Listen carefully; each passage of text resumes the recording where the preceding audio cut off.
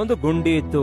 ಆ ಗುಂಡಿಯೊಳಗೆ ಬಿದ್ದ ಕಪ್ಪೆಗಳು ಹೊರಗೆ ಬರ್ಲಿಕ್ಕೆ ಆಗ್ತಿರ್ಲಿಲ್ಲ. ಅದೇನು ಆಳವಾದ ಗುಂಡಿ ಅಲ್ಲ, ಗಟ್ಟಿಯಾಗಿ ಹಾರಿದ್ರೆ ಕಪ್ಪೆ ಹೊರಗೆ ಬರ್ತವೆ. ಆದ್ರೆ ಯಾವತ್ತೂ ಕೂಡ ಆ ಗುಂಡಿಯೊಳಗೆ ಬಿದ್ದ ಕಪ್ಪೆ ಕಾರಣ ಗೊತ್ತಾ? ಯಾವ್ದಾದ್ರೂ ಒಂದು ಕಪ್ಪೆ ಆ ಗುಂಡಿಯೊಳಗೆ ಬೀಳುವುದಾದರೆ ಮೇಲ್ಗಡೆ ಸುತ್ತಲೂ ಕಪ್ಪೆಗಳು ನೆರೆದು, ಅಯ್ಯಯ್ಯೋ ತಮ್ಮ, ಹೋಗಿ ಹೋಗಿ ಈ ಗುಂಡಿಯೊಳಗೆ ಬಿದ್ದೀಯಾ, ಇದೇ ಗುಂಡಿಯೊಳಗೆ ನಮ್ ತಾತ ಬಿದ್ದಿದ್ದ, ಹೊರ ಬರ್ಲಿಲ್ಲ. ಇದೇ ಗುಂಡಿಯೊಳಗೆ ನಮ್ಮ ಮಾವ ಬಿದ್ದಿದ್ದ, ಅವನು ಹೊರ ಬರ್ಲಿಲ್ಲ. ತಮ್ಮ, ಈಗ ನೀನು ಬಿದ್ದಿದ್ದಿ, ನಿನಗೆ ಗುಂಡಿಯ ಗಂಡಾಂತರ ಇದೆ, ಈ ಗುಂಡಿಯೊಳಗೆ ಬಿದ್ದಿದೆಯಲ್ಲವೇ, ಹೊರ ಬರುವ ಚಾನ್ಸ್ ಇಲ್ಲ ಎಂದು ಹೀಗೆ ಎಲ್ಲಾ ಕಪ್ಪೆ ಮೇಲಿನಿಂದ ಮಾತಾಡುವುದನ್ನು ಕೇಳಿ ಇನ್ನು ಪ್ರಯತ್ನಿಸುವ ಕಪ್ಪೆ ಕೂಡ ಪ್ರಯತ್ನಿಸಲಾರದೆ ಆ ಗುಂಡಿಯೊಳಗೆ ಸಾಯ್ತಿದ್ವು. ಇದು ರೂಢಿಯಾಗ್ಬಿಡ್ತು. ಆದ್ರೆ ಅದೇ ಗುಂಡಿಯೊಳಗೆ ಬಿದ್ದ ಒಂದು ಕಪ್ಪೆಯನ್ನು ಹಾರ್ತಾ ಇತ್ತು. ಜಿಗಿಯುತ್ತಾ ಇದ್ದಿ ಯಾಕೆ?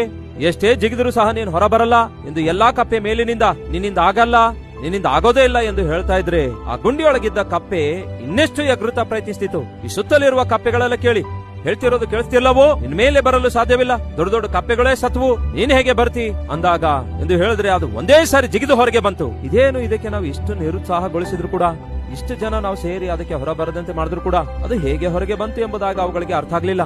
ತೀರಾ ನೋಡಿದ್ರೆ ಅದು ಕಿವುಡು ಕಪ್ಪೆ ಆಗಿತ್ತು. ಈ ಕಿವುಡು ಕಪ್ಪೆಗೆ ಅವುಗಳ ಮಾತು ಕೇಳಿಸ್ತಾ ಇಲ್ಲ. ಆದ್ರೆ ಏನು ನೋಡ್ತಾ ಇತ್ತು ಗೊತ್ತಾ? ಹೀಗ್ ಮಾಡುವುದನ್ನು ನೋಡಿತು. ಅಂದ್ರೆ ಅದು ಅಂದ್ಕೊಂಡಿತು, ಹೊರಗೆ ಬಾ, ಹೊರಗೆ ಬಾ, ನೀನು ಬರಬಲ್ಲೆ ಎಂದು ನನಗೆ ಕರೀತಾ ಇವೆ ಏನೋ. ಅವೆಲ್ಲ ಅಷ್ಟೊಂದು ಸೇರಿ ನನಗೆ ಕರೀತಾ ಇದ್ರೆ ನಾನು ಹೊರಬರದೆ ಹೇಗಿರ್ಲಿಕ್ಕಾಗತ್ತೆ ಅನ್ಕೊಂಡು ಅಷ್ಟೇ ಪ್ರಿಯರೇ ಹಾರಲು ಪ್ರಯತ್ನಿಸುತ್ತೆ, ಜಿಗಿಯಲು ಪ್ರಯತ್ನಿಸುತ್ತೆ, ಕೊನೆಗೆ ಹೊರಬರುತ್ತೆ. ನಿರುತ್ಸಾಹ ಪಡಿಸುವ ದುಷ್ಟರು, ದುರ್ಮಾರ್ಗಿಗಳು ಸುತ್ತಲೂ ಇರ್ತಾರೆ. ಅವರ ನಿರುತ್ಸಾಹದ ಮಾತುಗಳು ನಿಮ್ಮ ಕಿವಿಯಲ್ಲಿ ಬೀಳಲಾರದೆ ಇರುವುದಾದರೆ ನಿಮಗೆ ಒಳ್ಳೆಯದು. ಅವರ ದೃಷ್ಟಿಯಲ್ಲಿ ನೀವು ಕಿವುಡರಾಗಿರುವಂತದ್ದೇ ಒಳ್ಳೆಯದು.